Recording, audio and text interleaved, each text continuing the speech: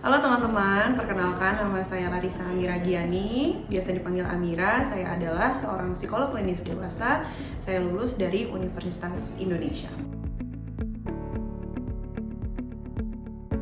Kayak biasanya saya menangani berbagai kasus yang khususnya meliputi kasus depresi, kecemasan, trauma, gangguan mood, ataupun juga romantic relationship ya, dan juga membantu teman-teman untuk bisa semakin develop secara personal.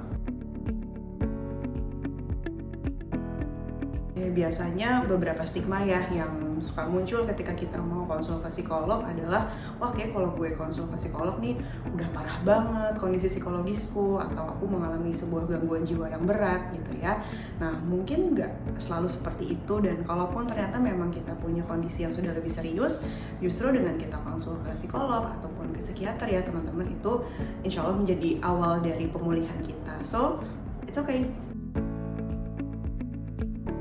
Jadi kapan sih kita udah perlu ke psikolog atau belum? Nah, ada dua cirinya teman-teman yang bisa membantu kita mengenali, yaitu kalau yang pertama udah ada distress, dan yang kedua disfungsi. Nah, distress itu apa sih?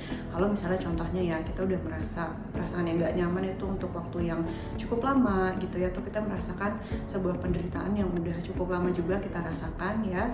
Nah, itu udah tanda-tanda mungkin kita udah perlu konsul. Dan yang kedua tadi disfungsi. Nah, jadi keberfungsian kita atau hal yang biasa sehari-hari kita lakukan, mudah kita lakukan, ini jadi terlampau sulit atau kayaknya challenging banget nih untuk kita melakukan hal-hal tersebut.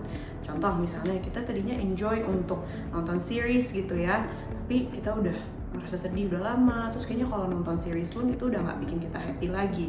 Atau tadinya kita mudah untuk siap-siap berangkat ke kantor atau ke kampus, masak sendiri, tapi belakangan ini itu semua jadi sangat sulit dan kita jadi menghindari hal-hal itu semua dan kurang merawat diri. Nah, itu adalah contoh-contoh kita udah perlu untuk konsul ke psikolog.